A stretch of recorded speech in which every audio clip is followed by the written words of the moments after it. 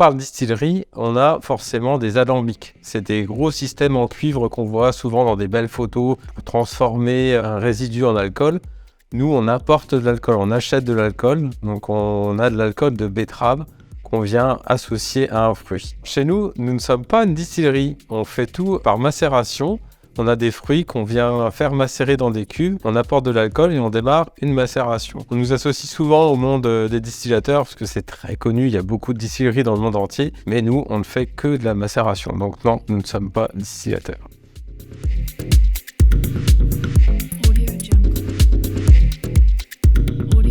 Et ben en fait, c'est dans la grande famille des spiritueux. Vous connaissez les gins, les rhums, les cognacs, les armagnacs, tout ça, c'est les spiritueux. C'est pas du vin en fait. Et les liqueurs, ça fait partie de la grande famille des spiritueux. Et une liqueur, c'est quoi? C'est minimum 15 degrés d'alcool et minimum 100 grammes de sucre par litre. Donc si ça fait 25 degrés, 300 grammes de sucre par litre, ça marche, c'est bien une liqueur.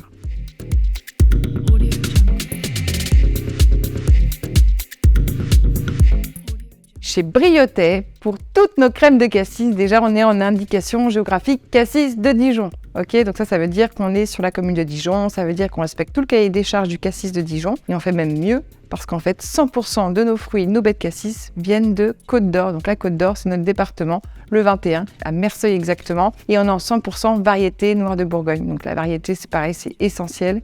Parce que si vous avez un bon fruit, vous mettez beaucoup de fruits et vous avez un produit dingue. L'alcool et le sucre viennent à l'origine déjà du même produit, à savoir la betterave. Voilà, c'est la betterave sucrière. Il se trouve qu'on a la chance en France d'être un gros pays producteur de betteraves sucrières. Donc en fait, chez Briotet, l'alcool neutre et le sucre viennent bien de France et donc ça, on en est hyper content. Grâce à la betterave, on peut faire également de l'alcool, qui est un alcool neutre. Et nous, c'est un alcool qu'on trouve extrêmement intéressant parce que, justement, il n'a pas de goût. Et ce qu'on souhaite, nous, c'est restituer le goût du fruit et pas d'autre chose. Donc, on ne veut pas qu'il y ait quelque chose qui vienne perturber le goût du fruit. Donc, cet alcool neutre sur fin, on dit de betterave, est juste top pour nos liqueurs.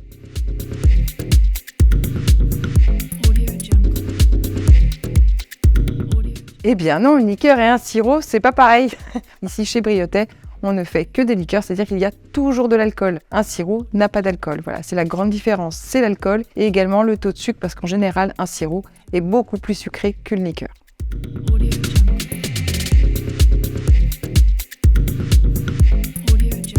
La réponse, elle est tout simplement dans le taux de sucre. Pourquoi? Parce qu'une liqueur, c'est 100 g de sucre minimum. Et dans la famille des liqueurs, vous avez les crèmes de fruits, 250 g de sucre par litre. Donc là, vous allez me dire, une crème, donc c'est forcément plus sucré que quand on voit juste écrit liqueur sur un produit. Eh bien là, je vais encore dire non.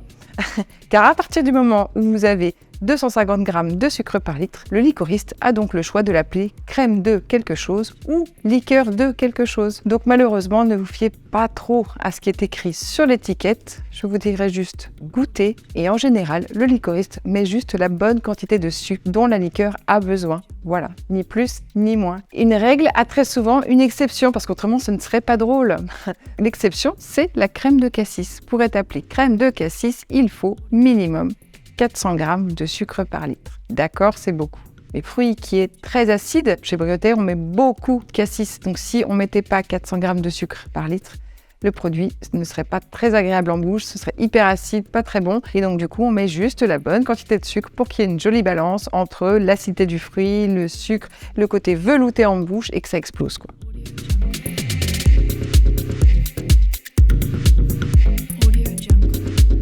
Ça dépend un peu de quelle liqueur on parle. Si on parle d'une liqueur type fruits rouges, telle que la crème de cassis de Dijon, on est sur un produit naturel qui n'a pas de conservateur, donc le fruit va avoir tendance à s'oxyder. Donc il faut bien sûr le consommer avant qu'il s'oxyde. Donc pour les fruits rouges, on recommande 6 mois, 1 an grand maximum. Nous conseillons de la conserver au frais, ça va aider.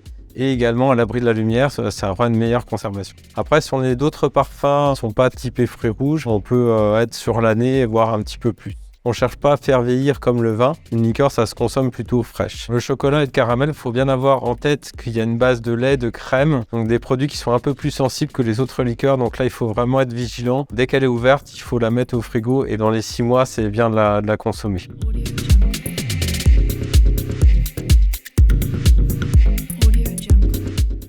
Alors nos liqueurs, il faut bien avoir conscience qu'il y a de l'alcool dedans. L'alcool est un conservateur. Bien évidemment, si une liqueur qui est un peu trop vieille, on va pas s'empoisonner avec, mais elle aura perdu en fraîcheur, en goût, en aromatique et c'est un petit peu dommage. Nous, on cherche vraiment à développer des liqueurs qui aient une puissance aromatique le plus important possible.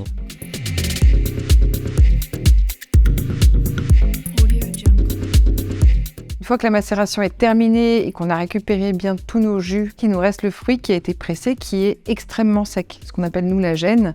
Cette gêne, nous, elle repart au compost à côté de Dijon.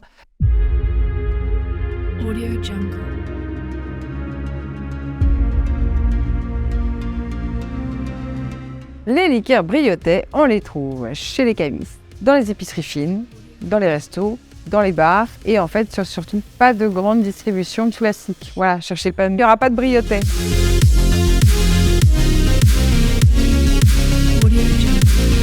Tout le monde peut croire qu'on vend qu'à Dijon, mais non, on est présent dans plein d'endroits. On vend en Bourgogne, dans la France entière et surtout à l'international. On s'est beaucoup développé depuis quelques années et maintenant on est présent dans plus de 30 pays différents. Du temps de notre papa, on était beaucoup plus présent en France et un petit peu à l'international. Et là, la tendance s'est complètement inversée. Maintenant, on est à peu près à 30% en France et 70% à l'étranger. Au Royaume-Uni, on travaille avec un importateur depuis plus de 20 ans et on est présent beaucoup dans les bars. Nos chers compatriotes anglais aiment beaucoup les cocktails, donc on a une très bonne représentation dans les bars.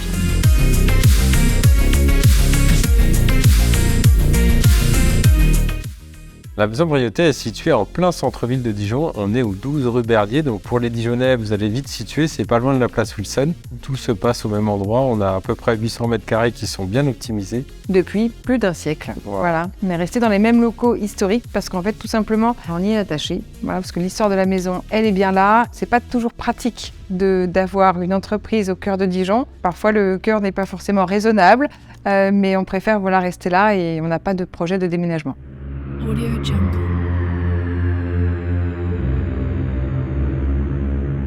Les visites, on aimerait bien, mais techniquement, on ne peut pas et ce serait vraiment compliqué à organiser. On est une petite structure, on n'a pas de circuit de visite, on n'a pas des locaux qui sont adaptés. Mais on a quelques vidéos en ligne qui présentent quand même bien notre maison, notamment les locaux, notre histoire, etc. Donc ça, vous trouvez ça sur notre site internet.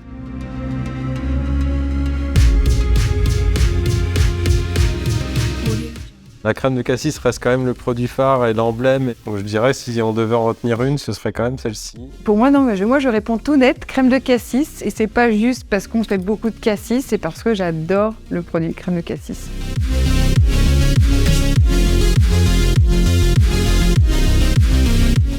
Moi, mon cocktail préféré, c'est le Diablo, parce que c'est l'alliance avec la ginger beer. C'est une sorte de limonade en un tonique au gingembre. Le gingembre est hyper poivré, en général assez puissant. Et quand vous l'associez avec la crème de cassis, qui est plutôt douce, ronde, le match, il est top. Moi, je vais rester très classique. J'aime bien mon petit blanc cassis de fin de semaine avec ma compagne. On a plaisir à déguster en disant la semaine est finie, on a bien travaillé. Et ben, on s'offre un petit blanc cassis pour démarrer le week-end.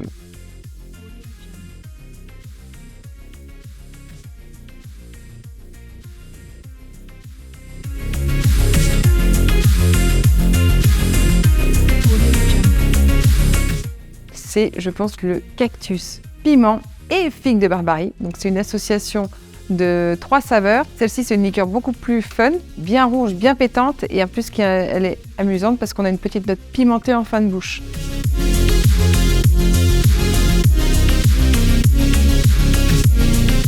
Alors, je dirais qu'on n'a pas une, mais 2 liqueurs qui sont compliquées à faire parce qu'on a 2 fruits qui travaillent un peu de la même manière, donc la pêche de vigne et l'abricot. Quand on les lance en macération, il n'y a rien de particulier. Par contre, après, quand on va les sortir des 2 mois de macération, et là, par contre, quand on presse ce type de fruit, on obtient vite de la purée. Quand on fait une liqueur, on ne veut pas cette purée, on veut juste l'extraction du fruit. Donc pour travailler cette purée, on va être obligé de la filtrer en plusieurs fois, et là, ça prend beaucoup de temps.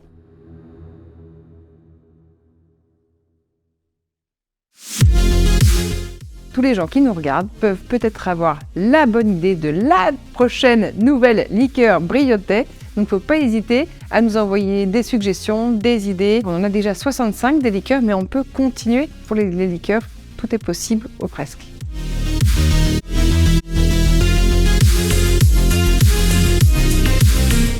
Nouveauté, oui et non, on va dire. Si vous avez suivi un petit peu l'actualité, on a eu une petite rupture d'approvisionnement sur la pêche de vigne. Donc on s'est dit, mince, il faut quand même qu'on trouve une solution parce que cette liqueur, on peut pas ne plus l'avoir au catalogue. On a contacté notre fournisseur de baies de cassis qui nous a dit, bah écoutez, j'ai peut-être une solution. C'est une pêche de vigne qui n'est pas tout à fait pareille, mais qui est très bonne, qui vient des monts du Lyonnais. Donc on s'est dit, bah pourquoi pas. Et on a sorti une liqueur de pêche de vigne sanguine, qui est ma foi très très bonne et je vous invite à la goûter. Nouveauté autre, on n'avait pas encore prévu pour l'instant pour 2023. C'est quand même possible, on ne sait pas. Parfois on arrive à lancer un nouveau produit extrêmement rapidement parce que on fait la bonne macération, le bon mélange, machin, on goûte et c'est délicieux, c'est fou. Et on la lance direct. Parfois on fait des essais, ça ne fonctionne pas. Pour l'instant rien de prévu, mais on ne sait jamais.